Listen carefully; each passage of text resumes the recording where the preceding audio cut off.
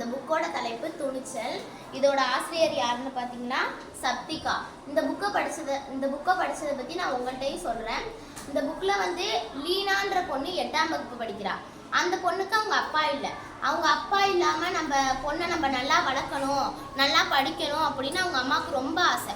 ஆனால் லீனான்ற பொண்ணு ரொம்ப குறும்புத்தனம், ரொம்ப விளையாட்டாக இருப்பாள்.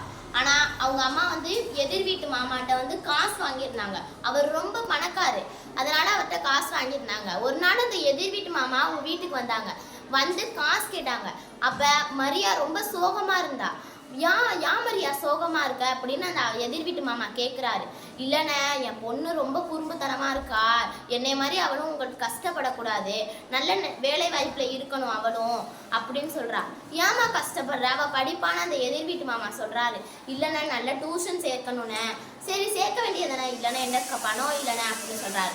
அதுக்கு அந்த எதிர் வீட்டு மாமா சொல்கிறாரு, ஏமா நீ கவலைப்படுற, என் வீட்டில் வந்து சொல்லித்தரேண்ணா. சரிண்ணே அப்படின்னு அவனும் சொல்கிறான். அதோட அவங்க 2 பேரும் அவன் எதிர் வீட்டு மாமா வீட்டுக்கு கிளம்பிட்டான். அதோட லீனா வீட்டுக்கு வந்தா. லீனா வீட்டுக்கு வரவும் அவங்க அம்மா வந்து சொல்கிறாங்க, இல்லை எதிர் வீட்டு மாமா அவனுக்கு டியூஷன் சொல்லித்தரேன்னு சொன்னாங்கம்மா, நீ டியூஷனுக்கு போ அப்படின்னு. சரிம்மா, நான் டியூஷன் போகிறேன்னு சொல்லிட்டா. அவளும் சொல்லிட்டு அவள் ஸ்கூல் காலையில் கிளம்பிட்டான்.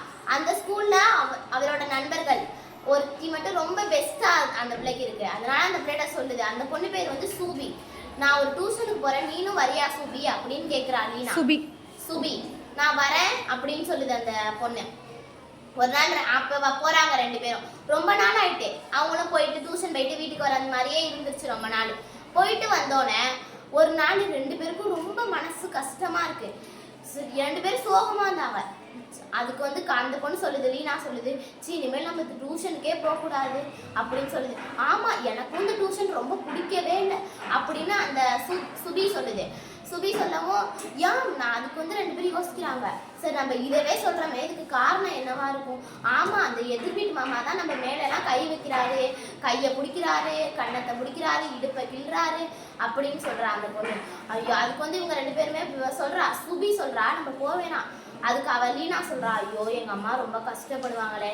நம்ம அம்மா கஷ்டம்லாம் பட மாட்டாங்க, நம்மளுக்கு தான் சப்போர்ட் பண்ணுவாங்க அப்படின்னு சொல்கிறா. அதோட அவங்க வீட்டுக்கு போகிறாங்க. வீட்டுக்கு போய் அந்த பொண்ணு சொல்லுது, சுபி சொல்லுது அவங்க அம்மாட்ட, இந்த மாதிரி பண்ணுறாருன்னு. அதோட அந்த அவங்க அம்மாவுக்கு ரொம்ப கோவமா அதோட வந்து மரியாட்ட வந்து இவ சொல்கிறா, லீனா சொல்கிறா இது மாதிரின்னு. ரொம்ப அவங்களுக்கு அவ்வளோ ஆத்தரமாக இருக்குது.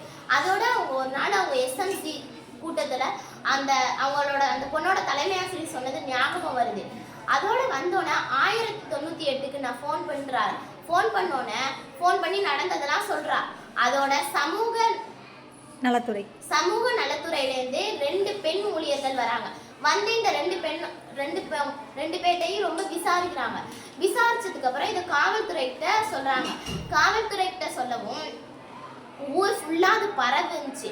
பரவுனதுக்கு அப்புறம் காவல்துறை வந்து அந்த எதிர் வீட்டு மாமா மேல ஆக்ஷன் எடுக்கிறாங்க. இது மாதிரிலாம் இருக்கணும், இந்த தண்டனைலாம் இது பண்றாங்க. அந்த மாமாவும் கைதும் செய்துட்டாங்க. நம்மள அது மாதிரி உங்களுக்கு தோணுச்சுன்னா, நம்ம மேலே தப்பாக கை வைக்கிறாங்க அப்படின்னு தோணுச்சுன்னா உங்கள் டீச்சர்ஸ்டையோ இல்லை உங்கள் அம்மா உங்கள் அப்பாட்ட கண்டிப்பாக சொல்லுங்கள். எனக்கு ரொம்ப விழிப்புணர்வு தந்தது. இதை நான் என் ஃப்ரெண்ட்ஸ்டையும் சொல்லுவேன். வாசிப்பை நேசிப்போம்.